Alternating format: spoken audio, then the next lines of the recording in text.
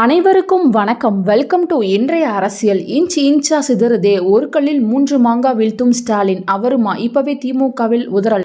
லோக்சபா தேர்தல் முடிவுகள் இன்னும் வெளிவராத நிலையில் சட்டசபை தேர்தலுக்கான வேலையில் திமுக இப்போது இறங்கிவிட்டதாக தெரிகிறது. நடந்து முடிந்த லோக்சபா தேர்தலில் இளைஞர்கள் அணியை சேர்ந்த சிலருக்கு வாய்ப்புகளை தர நினைத்திருந்தாராம் அமைச்சர் உதயநிதி ஸ்டாலின். ஆனால் சில சீனியர்கள் முதல்வர் ஸ்டாலினிடம் நேரடியாக பேசி, அதுவும் சென்டிமெண்டாக பேசி எப்படியோ சீட்டை பெற்றுவிட்டார்களாம். சீட் பெற்றுக்கொண்டார்களே தவிர இவர்கள் நிறைய பேர் தொகுதிகளில் சரியாக இறங்கி வேலை பார்க்கவில்லையாம். இது குறித்த ரிப்போர்ட்களும் முதல்வர் ஸ்டாலின் கவனத்துக்கு கொண்டு செல்லப்பட்டுள்ளது.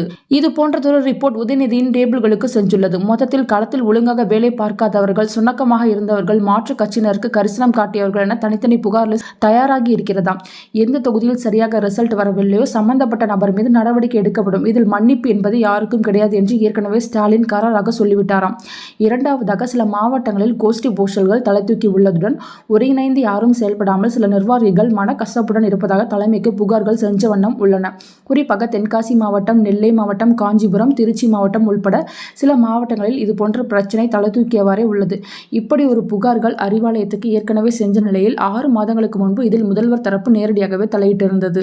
எந்த மாவட்டங்களில் நிறைய பிரச்சனைகள் உள்ளதோ அங்கிருந்து சம்பந்தப்பட்டவர்களை நேரடியாக சென்னைக்கு வரவழைத்து அறிவுரை சொல்லியதுடன் நிர்வாகிகளிடையே சமரசம் ஏற்படுத்தும் முயற்சி மேற்கொள்ளப்பட்டது.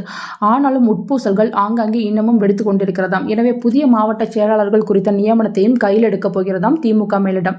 அந்த வகையில் 2 தொகுதிகளுக்கு ஒரு மாவட்ட செயலாளர் என்ற நடைமுறையை மொத்த தொகுதிகளிலும் கொண்டு வரவும் முடிவு செய்யப்பட்டுள்ளதாம்.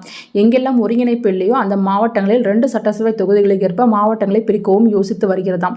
மூன்றாவதாக, இளைஞர் அணியிலிருந்து மாவட்ட செயலாளர்கள் சிலர் நியமிக்கப்பட போகிறார்களாம். 2026 சட்டசபை தேர்தலில் மெஜாரிட்டி வெற்றி பெற வேண்டுமானால் மாவட்ட செயலாளர்கள், எம்எல்ஏக்கள், ஒன்றிய நகர பேரூர் செயலாளர்களின் ஒருங்கிணைப்பு மிக மிக அவசியம் என்பதால் இளைஞர்களுக்கு வாய்ப்பு தரும் விதமாக இப்படி ஒரு முடிவை உதயநிதி தரப்பு முதல்வரிடம் வலியுறுத்த போகிறதாம்.